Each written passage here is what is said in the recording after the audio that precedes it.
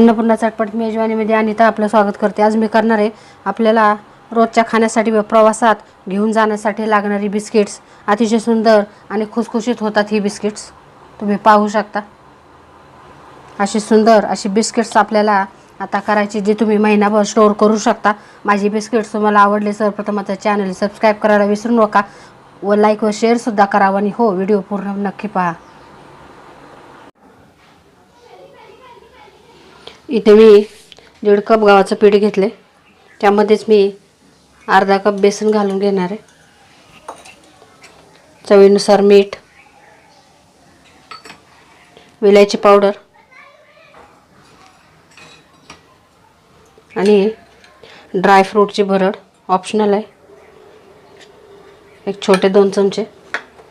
आता हे साधारण थोडंसं मिक्स करून घ्यायचं। साहित्य तुम्हाला डिस्क्रिप्शन बॉक्समध्ये मिळून जाईल। आता हे मिक्स करून झाल्यावर यामध्ये तूप घालून घ्यायचे, मोठे 4 चमचे।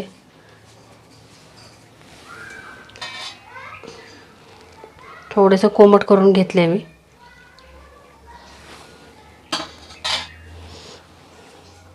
मिक्स करूया।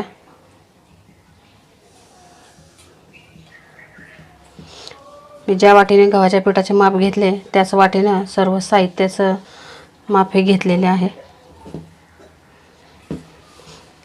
आता यामध्ये मी अर्धी वाटी साखर मिक्सरवर बारीक वाटून घेतली, ते साखर मी मिक्स करणार आहे।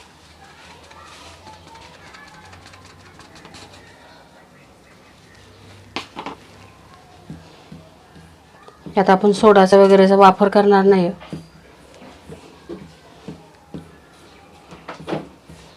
चांगलं मिक्स करून घेऊन थोडे थोडे दूध आपण घालत मिश्रण चांगलं आपल्याला गोळा तयार करून घ्यायचा आहे। जसं चपातीला आपण करून घेतो अशाच पद्धतीने। दूध इथं मी नॉर्मल टेम्परेचरवरचे घेतलेले आहे।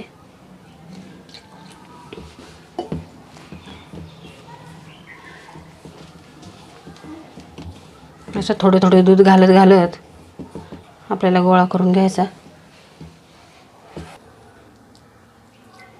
असं थोडं थोडं करत दूध घालून घ्यायचे। हे बिस्किट आपण एकदा केली की आपण महिनाभर ते बिस्किट स्टोर करून ठेवू शकतो, रोज खाऊ शकतो। यामध्ये मी बेसन घातले बिस्किट जास्त खुसखुशीत होण्यासाठी। रवाही घातला तर ही बिस्किट खूप छान होतात। असं मळून घ्यायचं थोडे थोडे करत।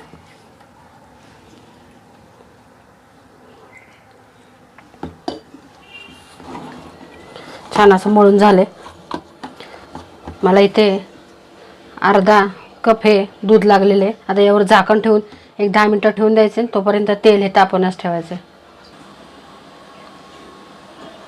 10 मिनिटं झालेत, पीठही आपले छान भिजून तयार आहे। आता आपण याला पोलपाटवर थोडंसं मळून घेऊया।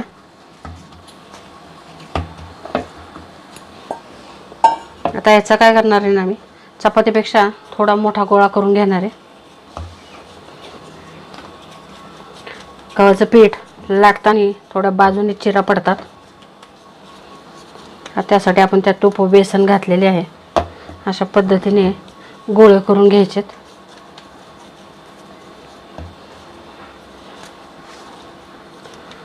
गोळे करायचेत, एक गोळा घ्यायचा आणि हे 3 गोळे असे झाकून ठेवायचे आणि आपल्या चपातीसारखं इथे आता लाटून घेऊया। थोडं जाडसर चपाती आपण करतो अशाच पद्धतीने लाटायचे। हाताने सुद्धा तयार होते, पण हाताने थोडासा वेळ लागतो त्यासाठी।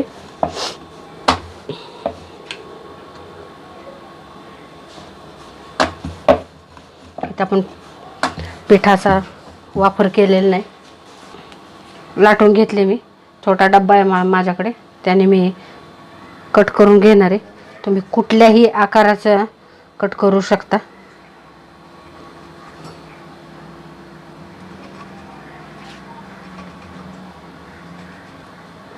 कटिंग करून झाले की त्याला आपण मधून एक डिझाईन्स करणार आहोत।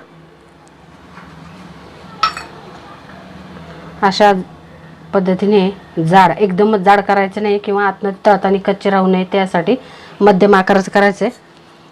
चपातीपेक्षा थोडं जाड. इथे मी छोटी खिसणी घेतले, त्यावर हे बिस्किट ठेवून थोडंसं हलक्या हातानं तुम्हाला प्रेस करायचं आहे. तुकडे वगैरे त्याचे काही पडत नाहीत. अशा पद्धतीचं छान डिझाईन्स ते तयार होतं. तुम्ही कुठल्याही प्रकारचे डिझाईन्स त्यावर करू शकता.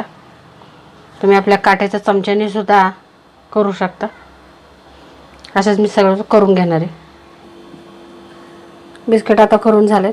छान असा आकार यात आलेला आहे. आता आपण तळून घेऊया. तेल तापलेले, बिस्किट आपण सोडून घेऊया. गॅस एकदम मंद आहे. मी मंद गॅसवरच हे बिस्किट तळून घेणार आहे, म्हणजे ते आतून कच्ची न राहता छान असे खुसखुशीत होतात. तुम्ही माझ्या चॅनलवर जर पहिल्यांदा माझी रेसिपी पाहत असाल तर माझं चॅनल हे सबस्क्राईब करायला विसरू नका व मित्रमैत्रिणींमध्ये रेसिपीसुद्धा शेअर करा. मंद गॅसवर असंच आपल्याला बिस्किट छान तळून घ्यायचे. हे बिस्किट्स लगेचच कडक होत नाही आहे. थोडे थंड झाल्यावरती आपल्याला कडक लागतात. 3 मिनटं तरी आपल्याला हे मंद गॅसवर हे बिस्किट तळावे लागणार आहेत. छान फुगलेत बिस्किट्स आपले, मस्त झालेत. असं तळून घ्यायचेत. सर्व बिस्किट्स आता तळून झालेत. तळून झाल्यानंतर एक 10 मिनिटांनीच बिस्किट्स हे छान होतात.